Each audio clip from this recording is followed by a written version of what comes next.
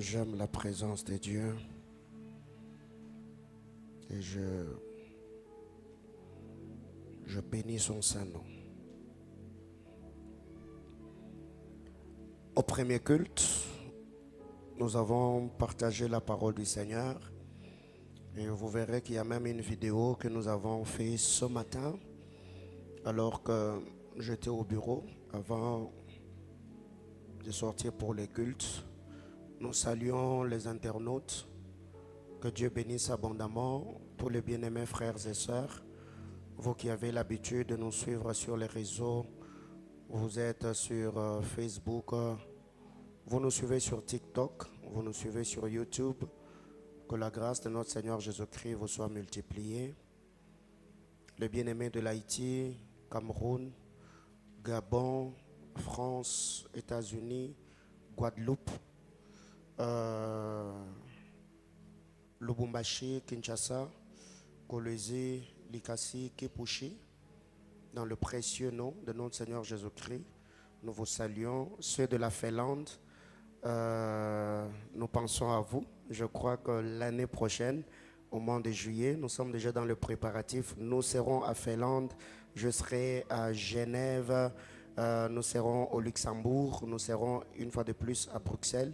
Et je crois que le Seigneur, Dieu de toute grâce, nous fera du bien. Les amis des États-Unis, au mois de mars de l'année 2026, nous serons chez vous et nous passerons 2 moments formidables dans la sainte et glorieuse présence de Dieu. Nous allons lire la parole de Dieu, Proverbe chapitre 13, le verset 7. On peut rester assis. Proverbe 13, le 7e verset, Louis II 1910. Il est écrit: tel fait le riche et n'a rien du tout, tel fait le pauvre et a de grands biens. Tel fait le riche et n'a rien du tout, tel fait le pauvre et a de grands biens. Bible du Semeur. Tel joue au riche et n'a rien du tout, tel autre fait le pauvre et possède de grands biens. Parole de vie. Certaines personnes font semblant d'être riches et elles n'ont rien. D'autres font semblant d'être pauvres. Elles ont de grands biens. Précieux Père, bénis ton Église pour lequel, Seigneur éternel, tu as versé ton sang précieux. Précieux Saint-Esprit, amplifie le son de ma voix dans le cœur de quiconque ici en présentiel ou en ligne suivra ce message. Donne-moi l'intelligence spirituelle dans la bonne interprétation de l'Écriture. Donne-moi le mot et le verbe qu'il faut afin d'être à mesure de bénir ton Église. Au nom de Jésus, Amen. Église du Seigneur, au premier culte, nous l'avons dit depuis le début de ce mois de septembre, nous sommes dans notre grand thème, la place de la maturité spirituelle dans la gestion de saisons. Les saisons, nous l'avons dit, ce sont des portes, ce sont des périodes, ce sont des dispensations, des visitations particulières du Seigneur. Les saisons, ce sont des temps propices, des temps favorables. Il n'y a pas de saison sans la fusion du kairos et du chronos. Le kairos et le chronos. Le kairos est le temps de Dieu. Le kairos est le temps favorable. Le kairos est la période où ce qui doit arriver arrive. Mais l'impact dans le temps kairos dépend de ce que nous avons eu comme préparation dans le chronos. Et cette portion d'écriture que nous venons de lire, la Bible déclare: tel fait semblant d'être riche et n'a rien du tout. Les autres font semblant d'être pauvres alors qu'eux possèdent beaucoup de biens. Le problème n'est pas le semblant que nous faisons. Le problème, c'est le résultat que produira le semblant. Aujourd'hui, il y a plusieurs en Afrique, mais précisément au Congo, qui font semblant d'être riches, Et ces semblants se manifestent par leur style vestimentaire. Allez sous d'autres cieux. Je crois au mois de mars, quand on est parti avec le berger Dadi sur Paris pour le programme de défi, alors qu'on était en train d'entrer le matin, on a vu une équipe de personnes qui étaient venues recevoir je ne sais qui, et on a reconnu que c'était les Congolais. Pourquoi? C'est leur style vestimentaire. Ils étaient sapés comme tout. Et déjà, nous, quand on sape, même notre démarche change. On commence à marcher comme si on était ivre, comme si on a perdu l'usage de nos membres inférieurs. Alors, qu'est-ce que nous devons retenir? Faire semblant n'est pas un problème. Mais ce que produit notre semblant, ou ce que produira notre semblant, c'est ce qui compte le plus. Les hommes riches, ils présentent le bien, leur réalisation, alors que le pauvre ne présente que sa garde-robe. Et je voudrais que cette série d'enseignements puisse permettre à chacun d'entre nous, parce que c'est le culte de projet, de comprendre ce que Dieu attend. Tu n'es pas en compétition avec quelqu'un. Tu ne rendras pas compte à un homme. Mais il faut apprendre à maximiser le temps, les opportunités qui s'offrent à toi afin d'accomplir la mission que le Dieu créateur t'a assignée sur la terre des hommes. Quelqu'un m'a dit Amen. Alors premièrement, il y a 6 choses à mon introduction que je vais partager avec nous. La première des choses, ou première voie qui mène à la pauvreté, c'est l'oisiveté. L'oisiveté. Le fait d'être oisif. L'improductivité. C'est ce que Proverbe appelle le sommeil. Proverbe chapitre 20, le verset 13. Proverbe 20, 13. Proverbe 22, 13. Proverbe 26, le verset 14. L'oisiveté. Celui qui aime le sommeil, la Bible déclare, la pauvreté les surprendra. Celui qui aime le sommeil trouve toujours des prétextes. La Bible déclare, le paresseux tourne sur son lit. Il ne sait pas travailler. Et il se dit, il y a les lions dehors, je serai dévoré. Si le lion qui est dehors, d'ailleurs c'est un lion imaginaire, ne te dévore pas, rassure-toi que c'est la faim ou la famine qui va te dévorer. Ce sont des personnes qui ne sont pas productives. Pourquoi au Congo on n'engage pas? Il n'y a pas d'embauche. Il n'y a pas d'opportunité d'affaires. L'oisiveté. Bien-aimés dans le Seigneur, vous devez être sûr et d'accord avec moi que la prière ne donne pas l'argent. La prière ne produit pas l'argent.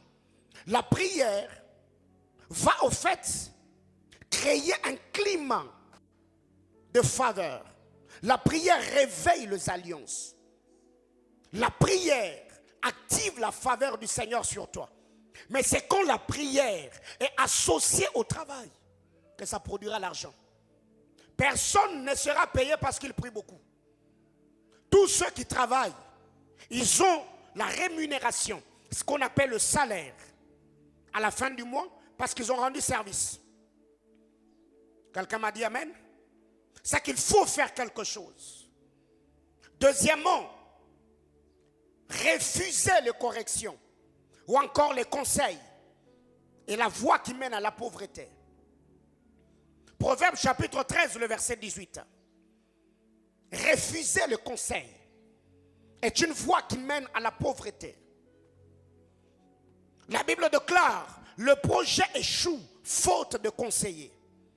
Donc si quelqu'un dans sa vie, il fait une bonne chose, mais ne frotte pas son esprit à ceux qui ont reçu dans son couloir d'appel, à ceux qui ont réussi bien avant lui, cette personne-là, il peut fournir beaucoup d'efforts pour ne pas avoir des résultats escomptés parce qu'elle finira par mal faire les choses. Quelqu'un va me dire, pasteur, mais comment je vais faire pour frotter mon esprit au grand?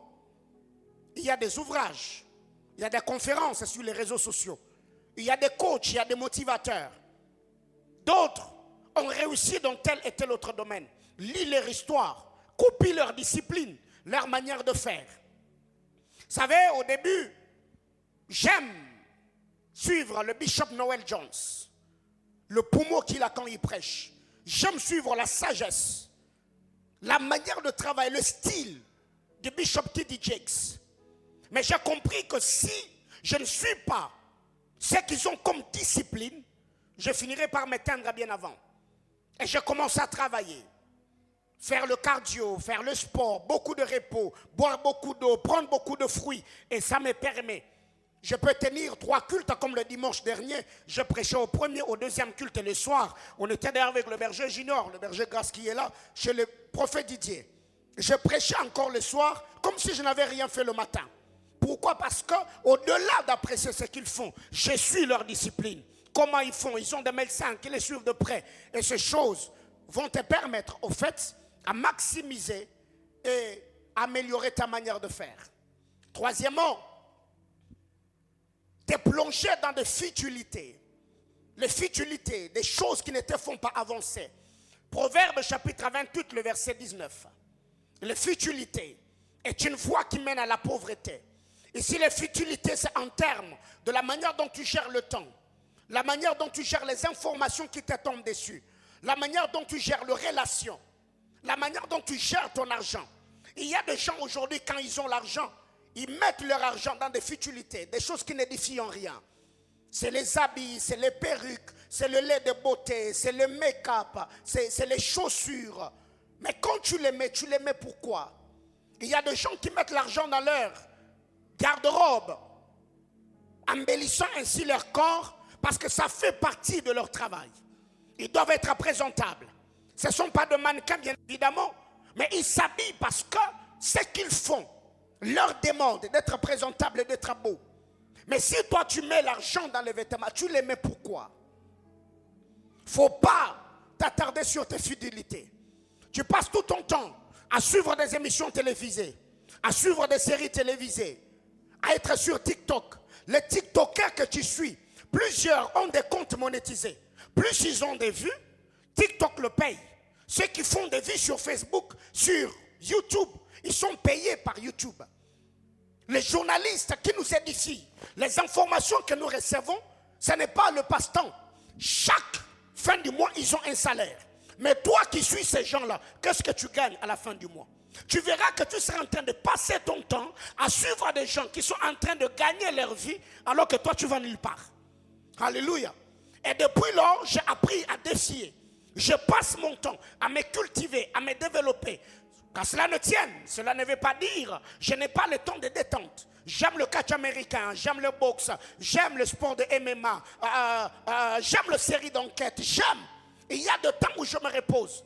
Mais sur 7 jours la semaine, je me repose que le lundi. Le mardi, je suis au bureau. Le mercredi, j'ai culte. Le jeudi est consacré à ma famille. Le vendredi, je passe toute la journée ici. Le samedi, c'est les jours de méditation. Je me prépare. Le dimanche, je suis à l'église. Donc, je n'ai pas le temps pour des futilités. Alors, vous devez comprendre que ceux qui gagnent leur vie sont des gens qui s'attardent sur des choses qui les font avancer. Une autre chose, celui qui trouve une excuse pour justifier sa pauvreté ne deviendra jamais riche. Celui qui trouve une excuse pour expliquer pourquoi il n'a pas émergé n'émergera jamais. Proverbe chapitre 31, le verset 7. Il y a des gens aujourd'hui, pourquoi tu n'as pas fait telle chose? Parce que le Congo, on n'engage pas le jeune. Mais si le Congo n'était pas engagé, engage-toi toi-même. D'ailleurs, c'est avantageux ici chez nous. Tu peux dormir le matin, tu dors le soir, tu te réveilles le matin, tu crées une entreprise. Tu peux ouvrir une cabine téléphonique devant votre parcelle. Tu peux créer le car wash au coin de votre avenue. Mais nous, le problème, c'est quoi? J'ai fini à l'université de Lubumbashi avec mention grande distinction. Moi, je suis licencié en. Je ne peux pas commencer un faux boulot en travaillant au coin de l'avenue parce que j'attends un bureau climatisé. Mais le bureau climatisé ne vient pas. Travaille sous le soleil afin que ta sueur te crée un bureau climatisé. Je parle à quelqu'un. Quand on a commencé, Mahanaïm ici, on n'avait pas cette lumière. On n'avait pas la moquette. On n'avait pas tout ce que l'on voit. C'est venu avec le temps. Pourquoi? Parce que c'est le travail. Accepte ce qui se présente, mais ne trouve pas une excuse pour justifier ce qui t'arrive. Bosse dur et change le donne. Quelqu'un m'a dit Amen. Une autre chose, les biens non sécurisés. N'est pas sécurisé, c'est bien. C'est une voie qui mène à la disette. C'est une voie qui mène à la pauvreté. N'est pas sécurisé, c'est bien. C'est une voie qui mène à la pauvreté. Malachie chapitre 3, le verset 10 et le verset 11, qui stipule: amenez dans la maison du trésor le dîme, les offrandes et autres, et vous verrez si je n'ouvre pas pour vous les écluses des cieux, et si je ne menace pas les dévoreurs. Donc il y a des esprits dévoreurs qui ressemblent aux sauterelles, aux gazam, aux gélèques du livre de Joël. C'est que le bien non sécurisé, c'est qui fait qu'il y a des gens aujourd'hui, il a commencé le business, toute le fois où il a l'argent à main, l'argent lui file entre les doigts. Il va se retrouver qu'il n'a plus rien. Il avait 100 $, après il va se retrouver avec 20 000 francs. Et quand il regarde autour de lui, ce qu'il a fait avec, je crois, le 90 $, lui-même il ne voit pas quelque chose d'important. Et il y a des gens qui sont exposés à ce genre de routine. Il est dans un cercle vicieux. Tout ce qu'il fait, rien ne lui réussit. C'est qu'il y a un esprit dévoreur qui dévore, qui amène la sécheresse, la disette, la stagnation dans ce que tu fais. Et je crois que nous allons prier. Une autre vérité, ignorer la réalité dans ton secteur d'activité ou dans ton couloir d'appel peut être une voie qui va mener à la pauvreté, qui va mener à la disette. Luc chapitre 10, le verset 30. La Bible déclare: un homme a quitté Jérusalem pour Jéricho. Mais le problème avec cet homme, ce n'était pas le projet qu'il avait, les ambitions qu'il avait, les buts pour lesquels il allait à Jéricho. Mais le problème, c'est qu'il n'a pas bien calculé ce qui se passe souvent sur le trajet. La Bible déclare: il fut rencontré par le brigand. Les brigands l'ont dépouillé, ils l'ont chargé de coups et l'ont laissé à demi-mort. C'est que s'il était accompagné, je ne pense pas que le brigand allait l'attaquer. Bien-aimés dans le Seigneur, vous devez savoir, Dieu ne bénit l'homme que par l'homme. Quand vous lisez la parole de Dieu dans le livre de Luc chapitre 5, c'est l'histoire de la pêche miraculeuse. Jésus est arrivé. Oh mon Dieu, je sens qu'il y a quelque chose que je veux dire à quelqu'un. Le Seigneur rencontre Pierre. Il a travaillé toute la nuit sans rien prendre. Jésus arrive. Jésus va dire à Pierre: avance là-bas en pleine eau, jette le filet. Pierre a jeté le filet. Il a attrapé une quantité importante de poissons. La Bible déclare: le filet voulait se rompre.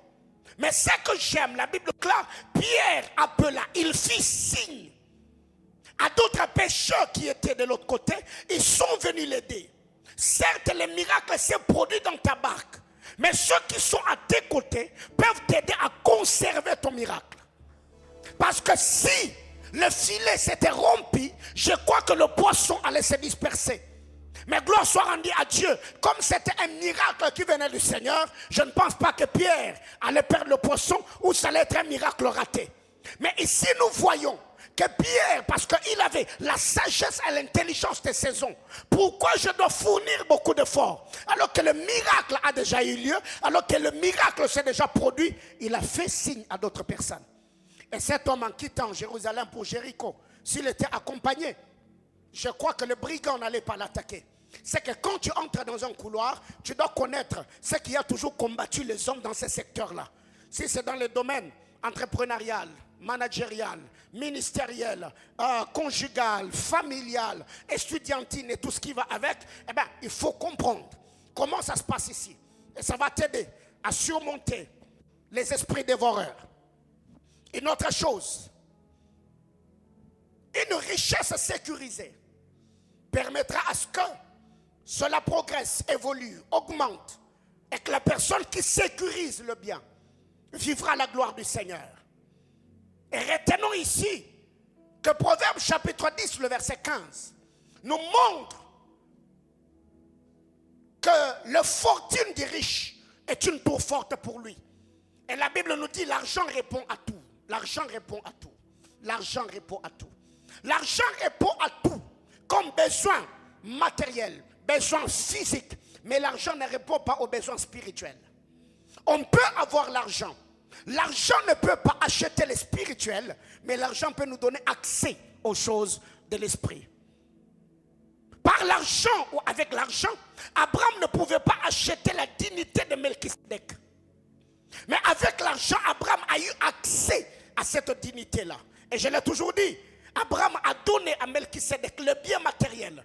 Mais le bien a donné, Melchisédek a donné à Abraham le bien spirituel. Il a béni Abraham, lui donna le pain et le vin, qui symbolisera plus tard la Sainte Seine ou le repas spirituel. Et quand vous regardez, il a fallu que Abraham mange le pain et boive le vin pour que la dignité d'Abraham, la dignité de Melchisédek s'installe dans le entrailles ou dans le règne d'Abraham. Ce qui fait que Judas est sorti comme roi, Lévi est sorti comme sacrificateur. Parce que Melchisédek lui-même, il était roi et prêtre et sacrificateur. C'est que le bien d'un homme, la fortune d'un homme, le sécurise, le protège sur le plan physique bien sûr, mais dans le spirituel, l'argent ne fera rien. La libéralité est une voie qui mène à la prospérité. La libéralité. Proverbe chapitre 11, le verset 24. Un homme libéral s'attire le grâce. La Bible déclare même que le présent d'un homme lui ouvre le voie et lui donne accès auprès des grands. Bien-aimés dans le Seigneur, vous devez voir ou savoir comment les choses fonctionnent. Et vous allez vous rendre compte aujourd'hui, très généralement, quand un chef de l'État, un gouverneur, une autorité est investie, ceux qui vont le voir présentant leur civilité, ils ne vont pas main vide. Pourquoi? Parce qu'ils ont besoin d'obtenir sa faveur. Et le seul moyen de traiter des relations avec une autorité, c'est le voir en lui présentant de présent. Et vous verrez que dans l'histoire d'Israël, parce que Dieu, quand il est apparu à Abraham, le Seigneur a dit à Abraham et à Saraï, de vos entrailles sortiront de rois et de princes. Mais nous voyons que ceux qui étaient rois et princes, leur dignité avait déjà été trafiquée. Ils se sont retrouvés esclaves en Égypte, travaillant pour ne rien avoir. Mais par le repas spirituel, ce qu'on appelle la Pâque, ils ont récupéré leur identité pour répondre à ce que Dieu avait dit au Père Abraham, qu'ils seront captifs, mais ils sortiront avec de grands biens. Bien-aimés dans le Seigneur, quand Dieu te fait une promesse, n'accepte en rien la proposition de Pharaon.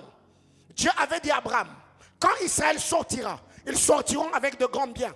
Mais quand Moïse va vers Pharaon, Pharaon va dire à Moïse, vous les hommes sortez, laissez les femmes et les enfants et vos biens ici. Parce que Moïse savait, ça ne cadre en rien avec ce que Dieu avait dit au Dieu des Hébreux et ce que Dieu m'avait dit à la montagne. Moïse a dit à Pharaon, rien de nous ne restera ici. Il y a d'autres personnes, quand vous regardez, la Bible déclare, tout concourt au bien de ceux qui aiment Dieu. Satan peut venir trafiquer ta destinée. Il te donne une santé saine, mais les finances sont bloquées. Il te donne les diplômes, mais le travail est bloqué.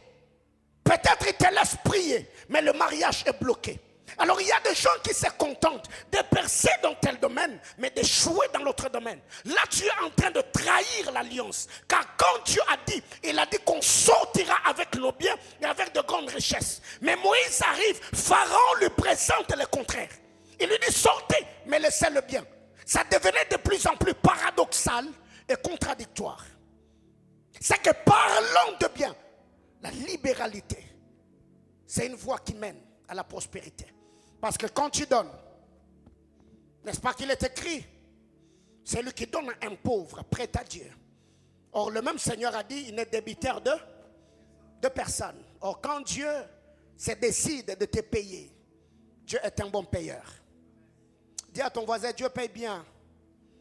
Une autre chose, Proverbe chapitre 13, le verset 11. La patience est une voie qui mène à la prospérité.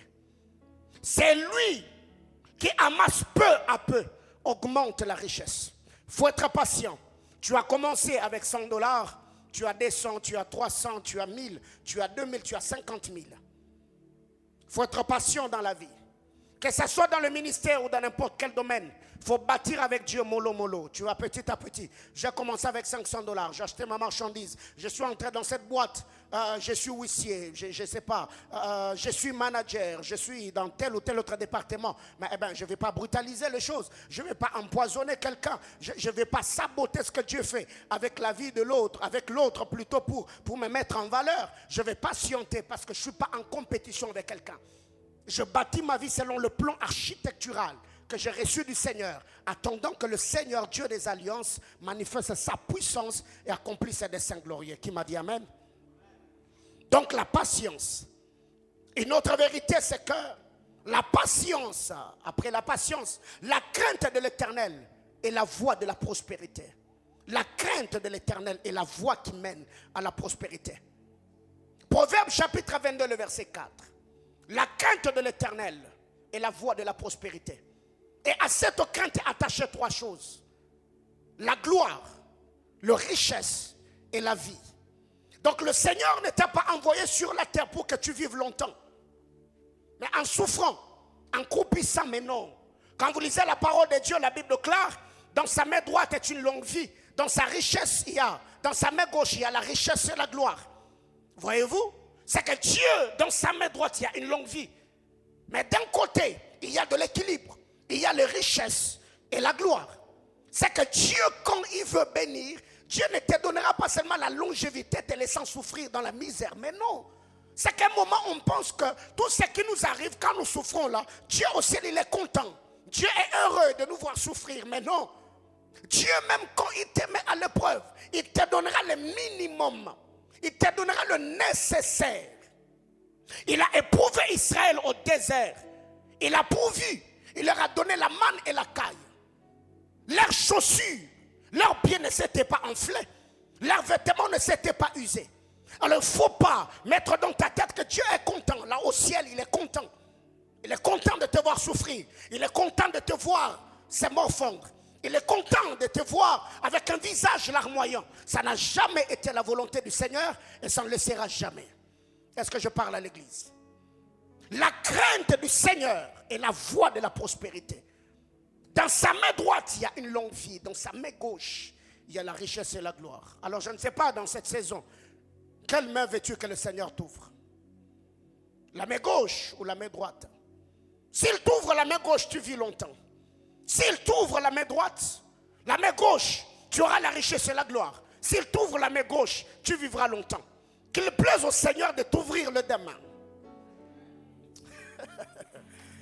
Quelqu'un comprend de quoi je parle? Que le Seigneur, par sa grâce, puisse t'ouvrir le demain. Parce que s'il ouvrait la main gauche, tu vivras longtemps.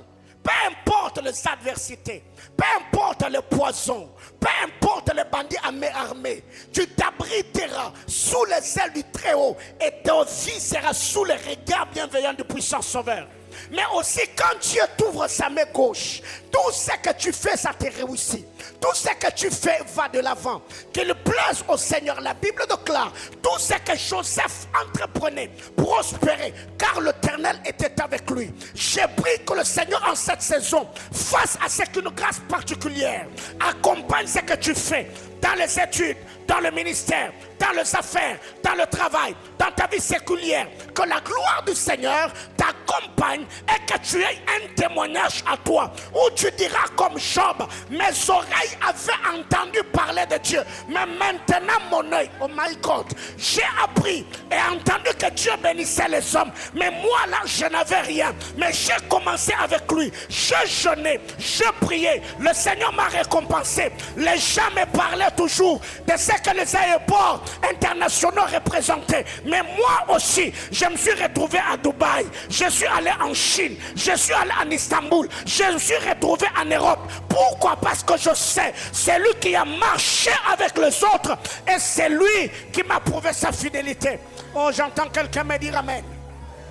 Vous savez, Dieu donne sa manière de faire. J'aime la Bible déclare. Je suis dans Ephésiens chapitre 4, bien évidemment. Qu'est-ce que la Bible est en train de dire? Il a fait des uns comme apôtres. Il a fait des autres comme. Donc Dieu ne fait exception Il est le Dieu des uns et des autres, n'est-ce pas? Le panier fait quoi? Donc si c'est le tour de l'un, ça sera aussi le tour de l'autre. Que quelqu'un me dise amen. Alors je ne sais pas si il y a quelqu'un ici qui ressemble à Marie. Marie et Élisabeth vivaient dans des contrées différentes, mais il s'est fait que le même Gabriel qui est apparu à Zacharie peut aussi connaître le chemin qui mène chez Marie. Hein?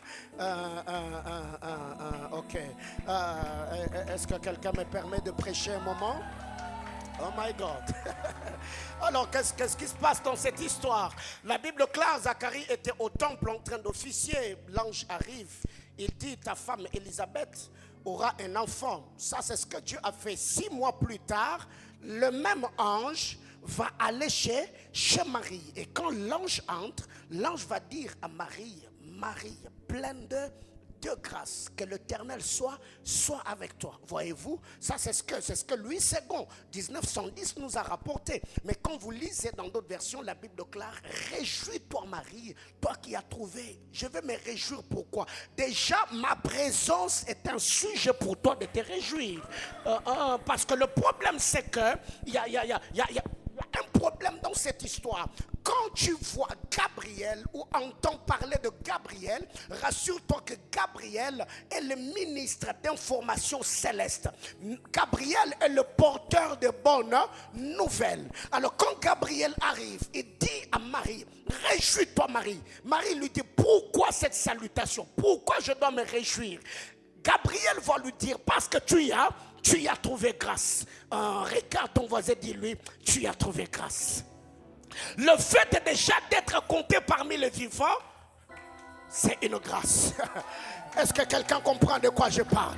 Parce que la Bible claire, vaut mieux un chat vivant qu'un lion mort. Voyez-vous, Jésus-Christ n'est pas mort sur le bois de la croix que pour nous arracher de la loi du péché et de la mort, mais c'est aussi pour réjouir nos cœurs afin que chacun trouve la force, la capacité d'accomplir la mission que le Seigneur lui a assignée. Alléluia. C'est que si Élisabeth est dans son 6e mois, c'est que Marie peut commencer son 1er mois. Mais le problème est que tous, c'est la même année. Alléluia. Alors, il s'est fait qu'au mois de mars, on est avec le berger Dadi. Pendant qu'on était en train de travailler là où on était, j'ai posé la question à ceux qui étaient là. Et vous qui êtes arrivés à Paris en 1910, en 1950, en 1900, je ne sais pas, et ceux qui sont arrivés sur Paris aujourd'hui, tous on est où? Est-ce qu'on a bougé la tour Eiffel? Non. Est-ce qu'on a déplacé l'Arc de Triomphe? Non. Tous on est à Paris. Alléluia. Le problème, ce n'est pas le nombre de mois de la grossesse d'Élisabeth. Le problème, c'est que si elle est dans son 6e mois, c'est que moi, je viens de commencer le 1er mois. Le 1er mois de Marie n'a pas commencé quand elle a commencé à jeter la salive. Le 1er mois de Marie a commencé les jours où elle a entendu l'ange dire, la puissance du Très-Haut découvrira de son ombre. Tu es dans ton 1er mois. On est au mois de septembre, n'est-ce pas? Pendant que ceux qui avaient conçu au mois de janvier pendant Beraka sont en train de descendre, Dieu embarque d'autres personnes.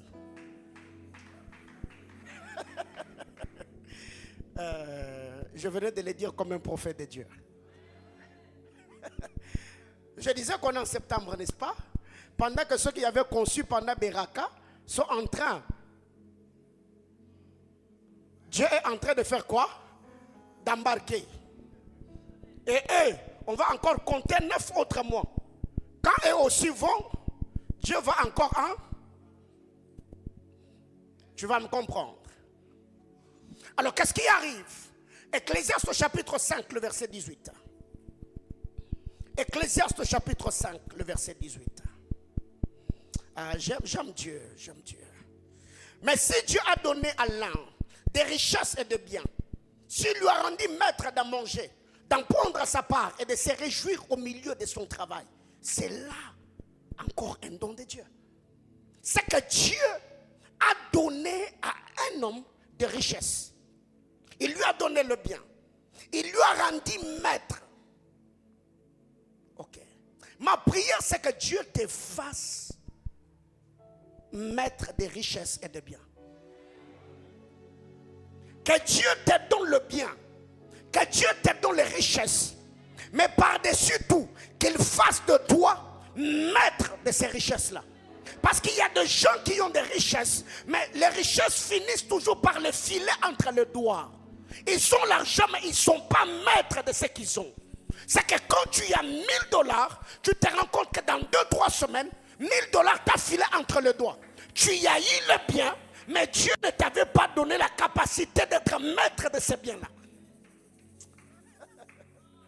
Quand Dieu te donne la capacité d'être maître, ça veut dire que tu as le pouvoir d'assujettir l'argent.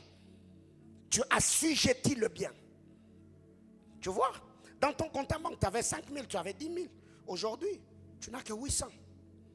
Donc, tu n'es pas maître de tes biens.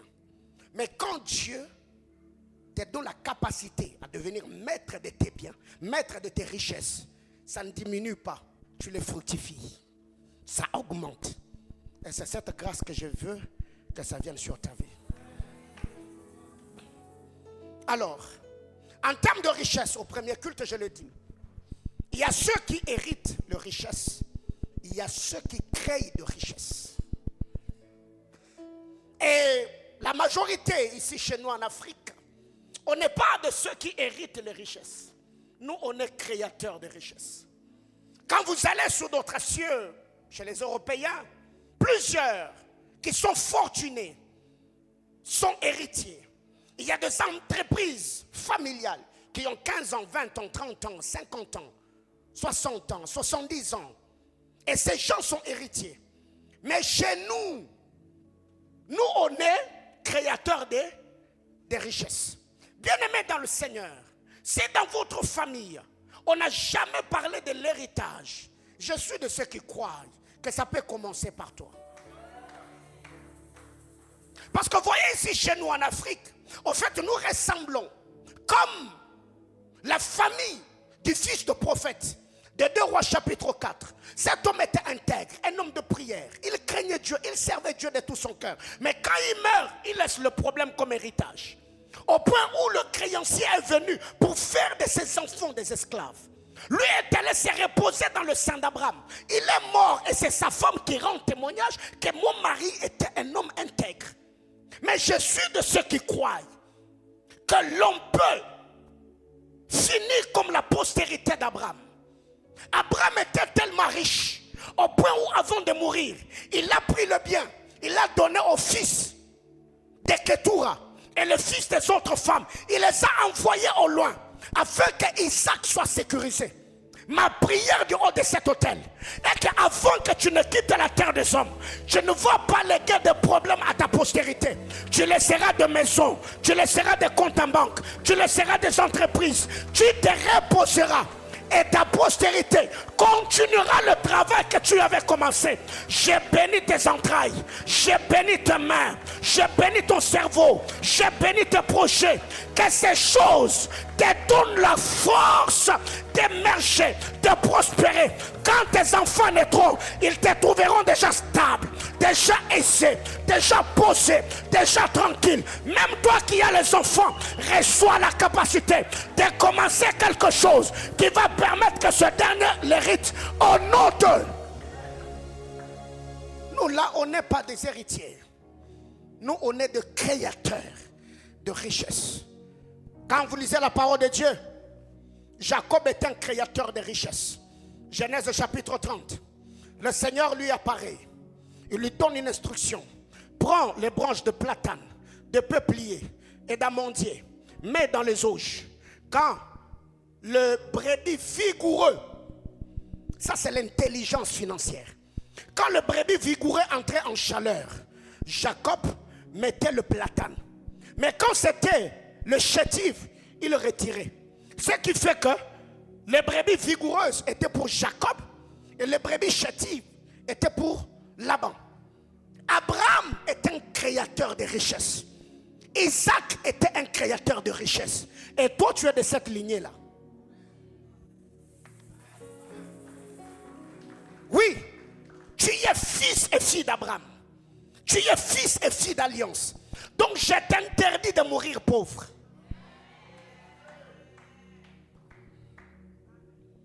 Nous sommes de ceux qui commencent faiblement, mais qui finissent toujours par s'imposer. Tu vois, le projet là que tu as commencé faiblement, ça ne mourra pas. Tu vois, les affaires là que tu as commencé là, la capitale.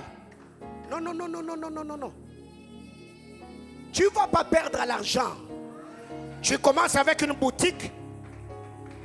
Tu ouvres l'autre boutique. Tu changes les articles. Tu entres dans d'autres domaines. Je l'ai dit sur ta vie. Ça va t'arriver. Je ne l'ai dit pas pour te consoler, parce que je suis un roi de Dieu. Je suis dans mon office ministériel. Que le Seigneur te donne la force de t'acquérir de richesse et de marquer ta génération. Quelqu'un m'a dit Amen. Berger Junior, que le Seigneur te fasse grâce. Que le Seigneur te rende riche. Je vais prier pour toi aujourd'hui. Je vais libérer quelque chose sur ta vie et je crois que ça sera vraiment le début. Je sens ces cultes qui va nous amener dans d'autres choses. Alors, Proverbe chapitre 23, le verset 5.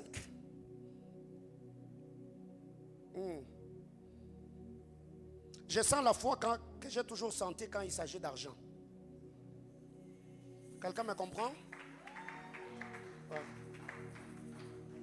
Vous savez, quand le Seigneur m'est apparu, il m'a dit qu'il me oignait d'une huile de prospérité. Donc moi et l'argent, on est en paix. Moi et l'argent, on est en alliance. Je vais prier pour quelqu'un ces après-midi. Et Dieu va bénir tes mains. Ouais.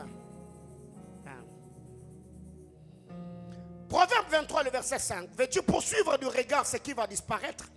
Car la richesse se fait de zèle. Et comme l'aigle, elle prend son envol vers les cieux. Les richesses ont des ailes.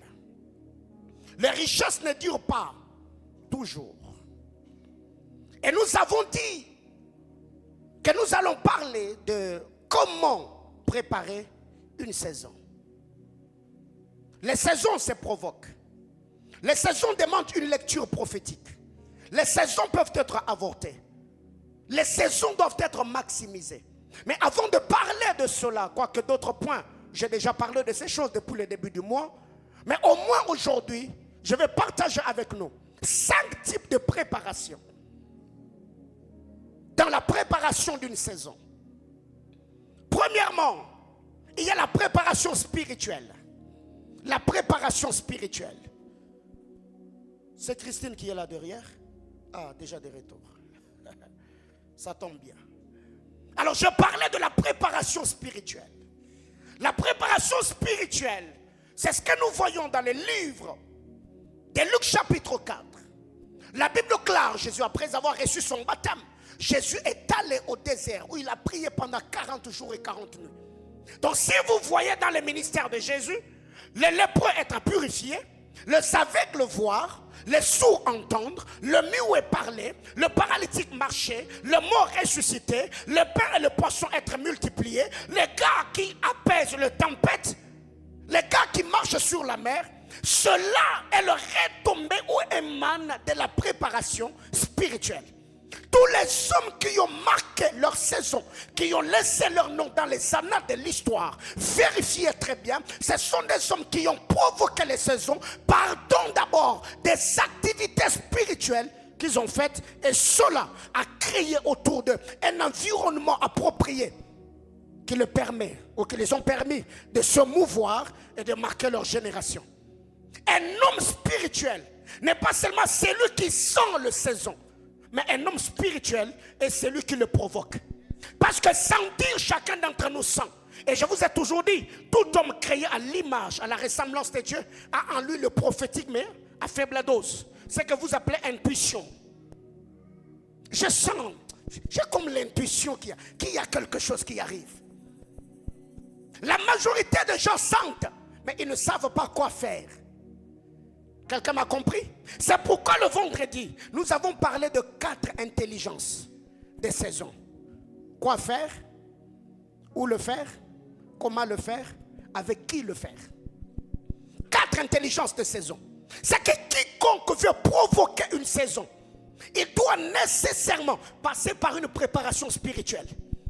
Et vous devez savoir que la vie est faite de batailles, de challenges, de défis, de controverses. Si spirituellement tu n'es pas préparé, tu peux entrer dans une saison, mais les combats des saisons peuvent t'éjecter. Il y a plusieurs personnes qui ont commencé, mais ils ont mal fini. Pourquoi? Parce que la saison n'était pas très bien préparée. Là même la Bible déclare, tu posséderas la porte de tes ennemis. Pour assujettir, ça ne demande pas d'abord la force musculaire. Non, non. C'est d'abord la force spirituelle. Et Jésus-Christ, le Fils de Dieu, a fait cela. Tu veux préparer une saison, prépare-le en prière. Ça peut être une saison de mariage. Tu veux aller voir une sœur. Mon frère, ne deviens pas d'abord poète. Oh non, tu vois, quand je te vois, mon cœur bat boum, boum, koum, koum.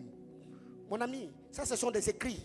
Et toi, tu sais très bien que l'esprit de célibat qui combat les hommes de chez vous fait à ce que tu commences une relation, 3-4 mois, ça s'arrête. Alors, avant d'aller loin, faisons quoi? Puis, prions. Consultons d'abord Dieu. C'est ce qui nous est présenté dans les livres des juges. Consulte Dieu pour nous. Est-ce que le voyage que nous effectuons aura du succès? Les jeunes lévites se retirent. Ils consultent le Seigneur. Il dit, allez-y. Le voyage que vous effectuez est sous le regard bienveillant du Très-Haut. Dieu est avec vous. C'est que la préparation spirituelle peut te donner même des indices de là où tu vas. Parce que la préparation spirituelle deviendra pour toi une boussole qui va te guider. Même s'il y aura des embûches, mais parce que tu avais cherché Dieu avant de prendre cette voie-là, le Seigneur lui-même va te guider pas à pas jusqu'à ce que tu arriveras au bon port de la destinée. Deuxièmement, il y a la préparation intellectuelle. Actes des Apôtres, chapitre 22, le verset 3. L'apôtre Paul a passé du temps au pied de Gamaliel. Gamaliel était un rabbin, c'était un docteur de la loi. Et en Israël, Gamaliel était appelé la beauté de la loi. C'est quelqu'un qui était plongé et profond dans la loi de Moïse. Paul a grandi au pied de Gamaliel. Tu veux préparer une saison, prépare-toi toi-même, forme-toi toi-même. Tu veux te lancer dans l'entrepreneuriat, ne va pas directement jeter l'argent. Étudie les saisons. Et tu fais de l'étude du milieu. Comment ça se passe? Documente-toi. Tu veux te lancer dans le ministère. Je suis licencié en relations internationales, mais je suis en train de faire mon doctorat en théologie. C'est que c'est une préparation. Dans ce téléphone, j'ai plus de 4000 livres chrétiens. 4000 livres. Plus de 4000 livres électroniques. Et il n'y a pas que ça. Je lis des livres de droit aujourd'hui. Je lis des livres qui parlent de la médecine, qui parlent de telle ou telle autre chose. Pourquoi? Parce que la vie ne tourne pas qu'autour de la Bible. C'est que vous devez travailler. Vous devez vous documenter. Les principes économiques, le passif et les actifs. Vous devez connaître ces choses. C'est que la préparation intellectuelle est une chose importante qui va te permettre dans la bonne gestion des saisons. Je me prépare. Je me documente. Je vais me lancer dans tel projet. Qu'est-ce que je dois faire? Qui je dois côtoyer? Quel coach je peux suivre? Quel livre je peux lire? Même dans le mariage, avoir l'âge de se marier n'est pas synonyme d'être une bonne femme. Sortir d'une famille bien éduquée n'est pas synonyme d'être un bon mari. Tu peux te marier, tu es un bon frère, mais tu entres dedans. Les démons qui combattent les hommes de chez vous te récupèrent. Tu deviens l'ombre de toi-même. C'est que pour cela, il faut te préparer intellectuellement. Tu te documentes, tu travailles. Ce qui fait que très généralement aujourd'hui, nous avons peu de professeurs chrétiens, peu de footballeurs chrétiens, peu de médecins chrétiens, peu de juristes chrétiens. Mais regardez, le Congo, au lieu de produire des entrepreneurs et des entreprises, le Congo ne produit que des pasteurs et des prophètes. On a combien d'églises au Congo? On a combien de prophètes au Congo? On a combien de ministères au Congo? Mais combien d'entreprises? Pourquoi? Parce que l'église congolaise, on a montré aux gens que le seul endroit où on peut réussir, c'est dans le ministère. Et à Kinshasa, cette histoire m'a toujours écœuré. Un papa une fois est venu voir le pasteur Marcelo dans le temps, je crois que c'était 2009 ou 2010. Il entre avec son fils, il lui dit, pasteur, je vais avec ce garçon. Il était en économie, ça n'a pas marché. Je l'ai envoyé en droit. Est-ce qu'il ne peut pas devenir pasteur? Donc c'est que devenir pasteur, c'est la fin de la carrière. Quand tu as tenté partout, ça n'a pas marché. On devient pasteur. Non. Ça demande de l'éducation, la formation. Quelqu'un comprend de quoi je parle? Ouais. Aujourd'hui, 11 ans de vie pastorale, 17 ans de ministère de prophète. On a un parcours avec Dieu. Alors ce que vous devez comprendre, c'est qu'il n'y a pas de préparation intellectuelle si au préalable, on n'a pas un background. Les études faites, les livres lus, des débats, des conférences, des séminaires, tout ça, ça bâtit ton cerveau, ça bâtit ton main intérieur. Même tes échecs font partie de ton histoire. 3. Préparation caractérielle. Proverbe chapitre 17, le verset 23. Il faut être un homme de caractère. Proverbe 17, le verset 23. Qu'est-ce que l'Écriture nous dit? Les méchants acceptent en secret de présent pour pervertir le voie de la justice. Le méchant, il accepte en cachette, en secret, de bien, de présent, pour pervertir le voie de la justice. C'est que si tu veux préparer une saison, ou tu veux provoquer une saison, il faut au préalable bâtir ton caractère. Avoir une forte personnalité. Ne sois pas quelqu'un qu'on manipule facilement. À cause d'un $100, tu vends ta personnalité. À cause d'un parfum, tu vends ta personnalité. Et c'est honteux de voir quelqu'un qui a toute une famille, qui doit être respectée. Elle met sur son statut, j'ai besoin de manger la pizza qui me fait sortir. Ma soeur, c'est honteux. C'est honteux. Tu vois une chaussure qui te plaît, tu fais capture, tu mets sur le statut, qui m'offre ça? C'est honteux. On va t'offrir que quoi? Alléluia. Il faut bâtir son caractère, avoir une forte personnalité. Ton oui est un oui, ton non est un non. Surtout au temps où nous sommes, il faut avoir une forte personnalité. Quelqu'un peut te cracher dessus, quelqu'un peut te marcher dessus, seulement parce que tu n'as pas. Mon ami, l'homme est cruel, l'homme est méchant, l'homme peut pervertir le voie de Dieu dans ta vie, seulement parce qu'il a senti que tu n'as pas. Et ça, plusieurs personnes le savent. Je suis un homme de caractère. Ah non. Même si tu as des millions, jamais, jamais, jamais. J'ai beaucoup de fils et de filles dans le ministère.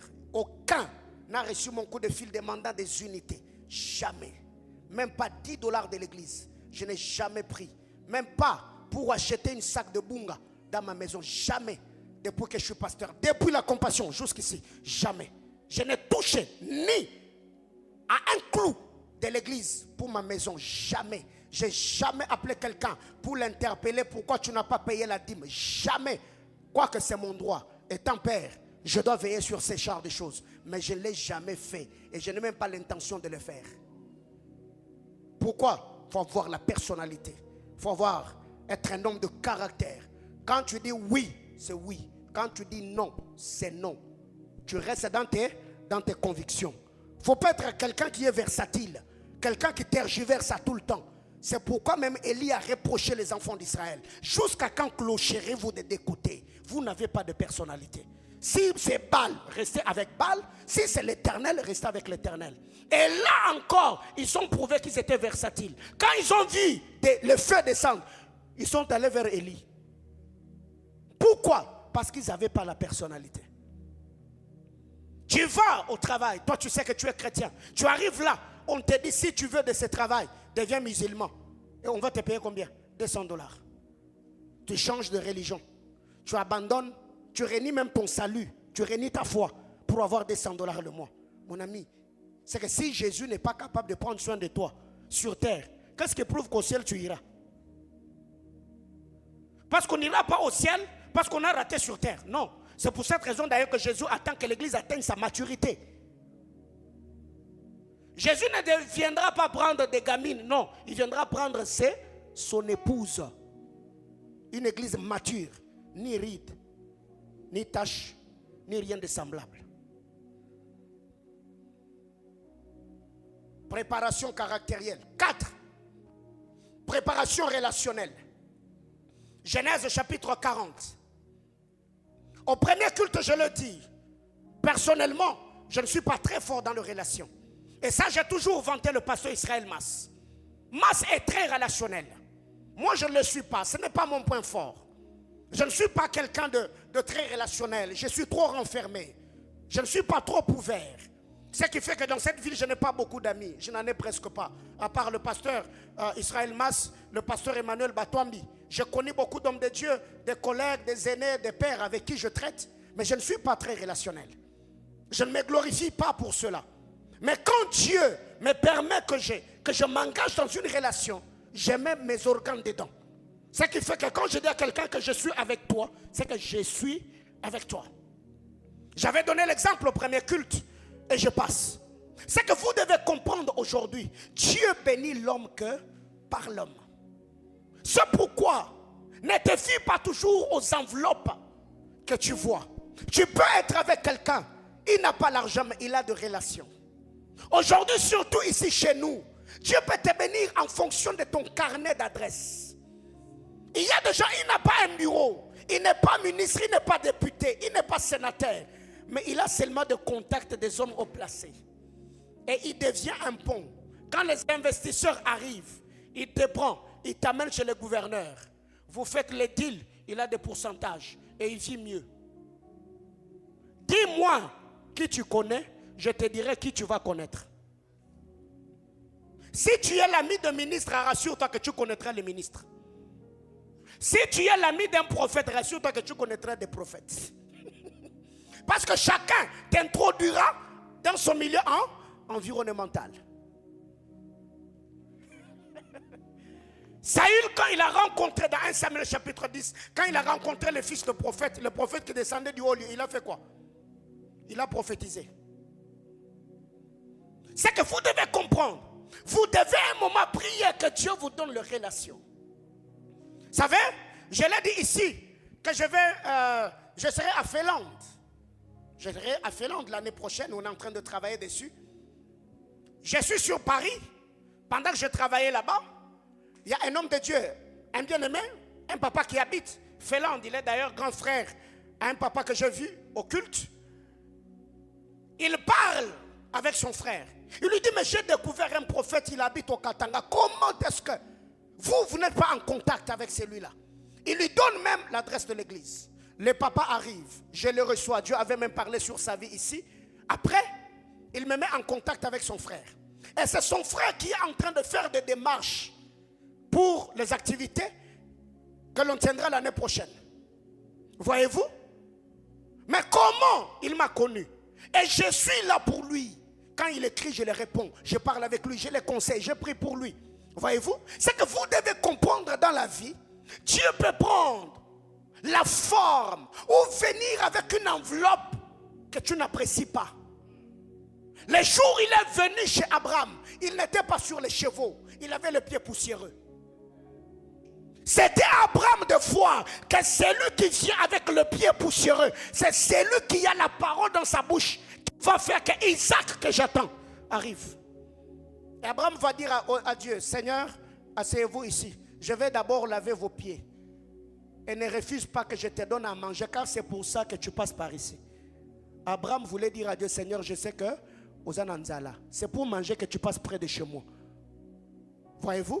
Mais quand le Seigneur est arrivé, il n'était pas sur les chevaux. Il ne brillait pas comme le soleil dans sa splendeur. Il n'avait pas des anges glorieux. Il a pris la forme d'un humain. Il y a plusieurs personnes, vous avez raté vos saisons parce que vous n'avez pas détecté la visitation du Seigneur. Jésus parle, il dit, Israël, si tu connaissais le temps de ta visitation. Ils attendaient un Messie qui devait ou qui était de la postérité de David. Mais quand il est venu, Israël n'a pas saisi la forme que le Seigneur avait pris pour le visiter. Il y a des gens qui se glorifient. Ah ben, voyez, moi quand je viens en l'église, moi je viens pour prier, j'adore, j'entends la parole, je donne mes semences et je pars. Et tu pars. Pars. Et nous aussi, on va part. Oui, toi tu pars, nous aussi on va part. Nous aussi on va partir. Voyez-vous? Alors qu'est-ce que vous devez comprendre? Vous devez apprendre à entretenir les hommes. On est tous prisonniers, mais nous n'avons pas les mêmes relations. Toi, tu es prisonnier. C'est Potiphar qui t'a amené ici. Moi, je suis prisonnier. C'est Pharaon qui m'a amené ici. On est tous prisonniers, mais nous n'avons pas le même carnet d'adresse. Joseph a pris soin de les chansons. Mais à la sortie de les chansons,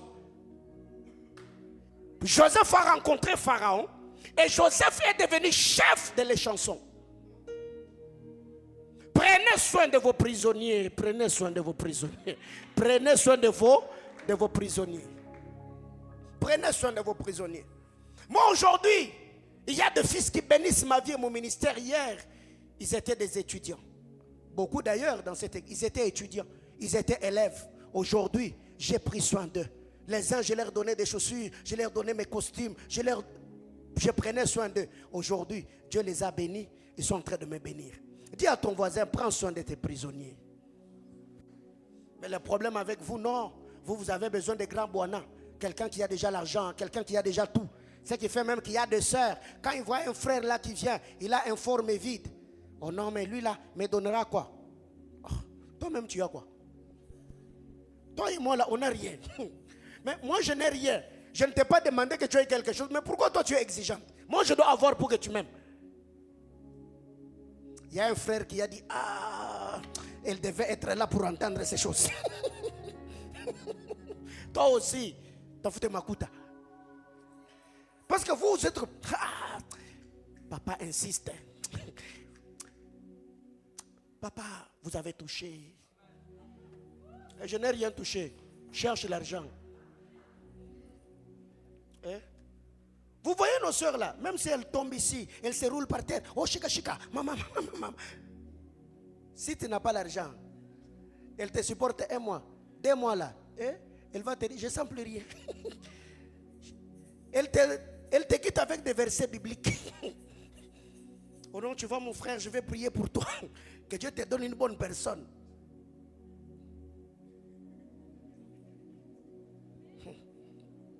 J'ai rien dit.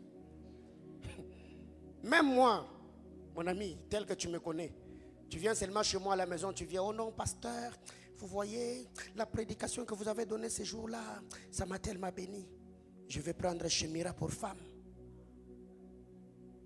Tu es chrétien, oui. Né de nouveau, oui.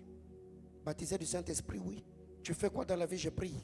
Je dis, mon frère, viens, on va prier. Mais ma fille là, il faut oublier. Moi, on entre dans ma chambre de prière, moi et toi, on va prier. Tu viendras quand tu auras. Je n'ai pas dit l'argent. Tu vois? Moi, je n'ai pas dit l'argent. Alléluia. Oui. Toi, tu ne vas pas aimer la fille d'autrui par la foi. Non, elle ne va pas manger la foi, elle ne va pas s'habiller la foi.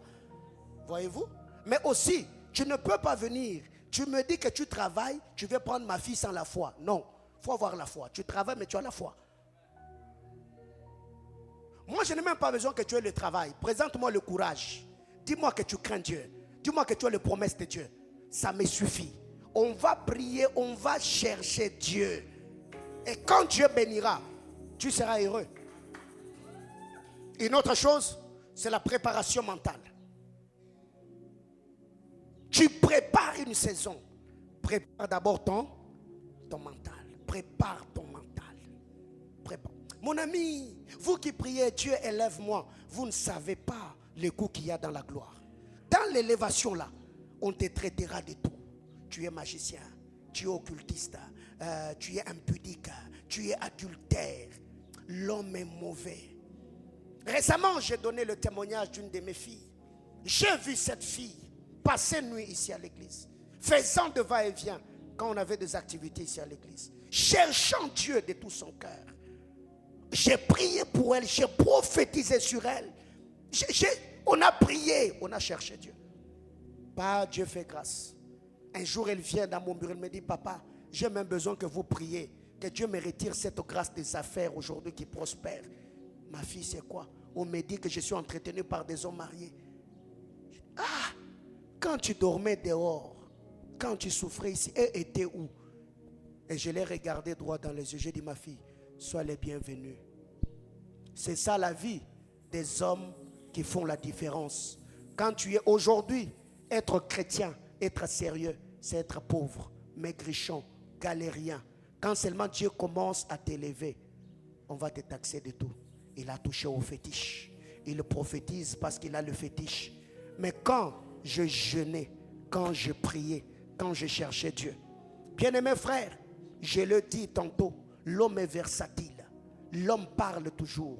L'homme méprise le gloire. L'homme crache sur le sacrifice. Alors si tout ce que tu sais faire dans la vie, c'est attendre l'approbation des gens, que les gens t'acclament. Jésus-Christ, fils de Dieu, on l'a traité d'être possédé. On lui a dit, toi tu as un démon. À combien plus forte raison? D'ailleurs, l'Écriture me dit, ceux qui voudront vivre pieusement en Christ seront appréciés? Non, seront persécutés. Dieu est un pécheur? Dieu est un pécheur? Non. Saint qu'il est. Qu'est-ce que Satan, Lucifer, a dit aux anges pour que les anges arrivent à quitter Dieu? Est-ce que tu t'es déjà posé la question? Dieu est là au ciel, dans toute sa perfection. Satan se rebelle. Il le prend. Un bon nombre d'anges, il les séduit. Qu'est-ce que Satan les a dit pour que ces anges-là acceptent de quitter Dieu et de suivre Satan? Alors c'est une telle personne qui te combat. Maintenant toi, tout ce que tu sais faire, tu veux que les gens t'apprécient.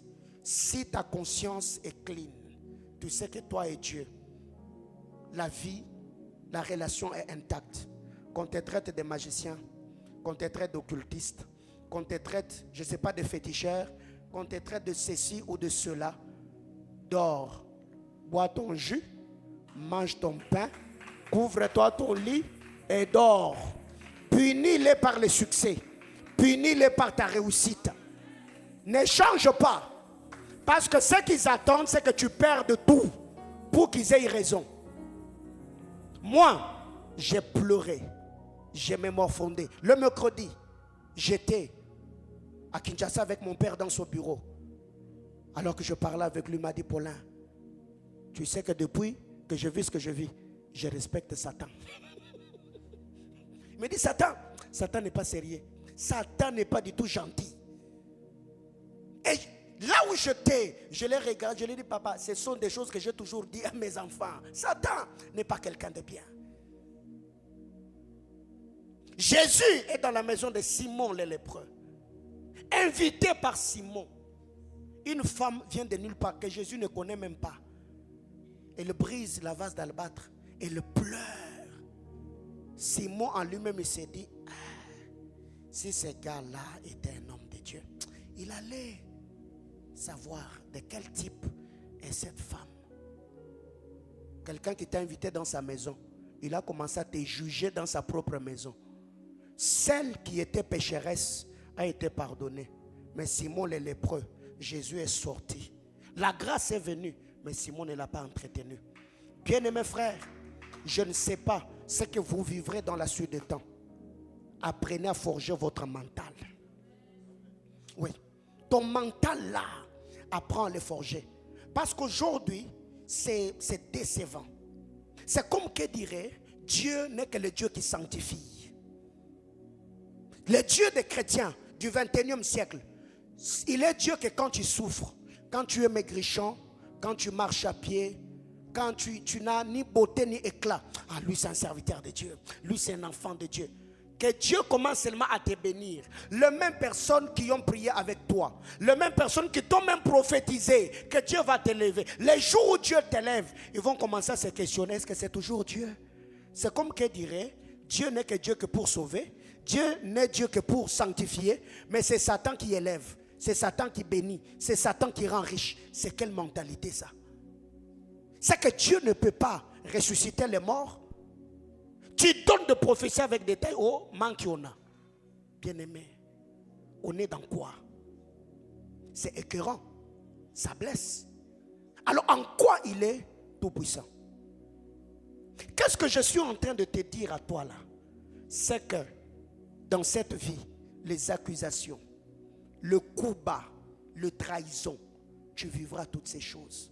Les gens raconteront du n'importe quoi sur toi. Les notes vocales, tu les recevras. Les captures d'écran, on t'enverra. Même les gens en qui tu as fait confiance, ils raconteront certaines choses, juste pour donner le crédit à leur méchanceté. Mais toi, garde silence. Continue. Et demain après-demain, quand Dieu t'amènera un autre palier, les mêmes personnes reviendront encore. Mais c'est lui qui t'a quitté en te salissant. S'il rentre, vérifie bien si ses mains ne sont plus remplies de boue. C'est lui qui t'a quitté sans raison. Ne le laisse pas rentrer sans raison. Peut-être il est venu achever la mission. Je parle à quelqu'un? C'est la sagesse pastorale que je te donne. Avec les empoisonnements qu'il y a aujourd'hui. Quelqu'un, pendant que tu souffrais, il est parti. Après, il réapparaît. Non, non. Sois en paix avec tout le monde. Mais dans ton cercle restreint, qui n'est plus accès. L'homme est versatile. L'homme est changeant. L'homme est mauvais. Il y a un de mes amis, l'année passée, on a empoisonné sa femme, sa fille de 7 ans et sa fille de 4 ans. Une fille de 4 ans, vous l'empoisonnez parce qu'elle a quoi? Parce qu'elle a fait quoi? Vous voyez le niveau de la méchanceté de l'homme? Dis à ton voisin, préparation mentale. Ouais. Tu pries, Seigneur, élève-moi. Seigneur, bénis-moi. Seigneur, élève-moi. D'un côté, dis-toi aussi, hey, je suis un magicien en devenir. Je suis un sorcier en devenir. Je suis un féticheur en devenir. Oui, on racontera tout. Au Congo, je m'arrête là. Si tu es une femme, tu as atteint l'âge, tu loues ta maison, tu as un vanguard, tu fais des affaires, ni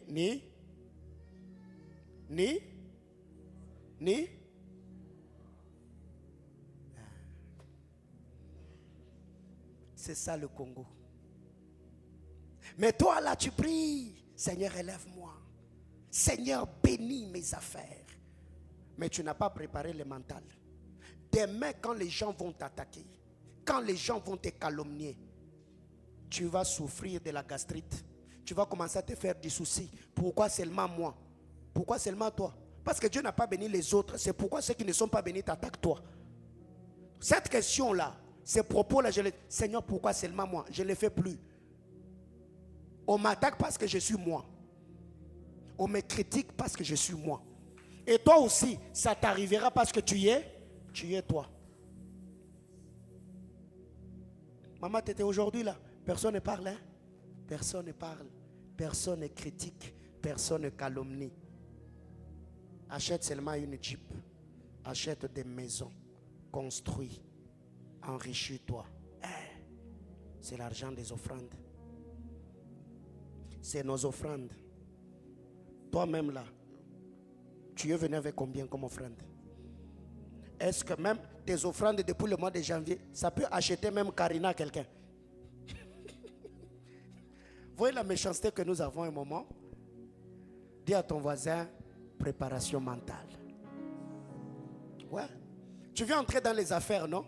Dis-toi, tu es sorcière en devenir. Tu es magicien en devenir.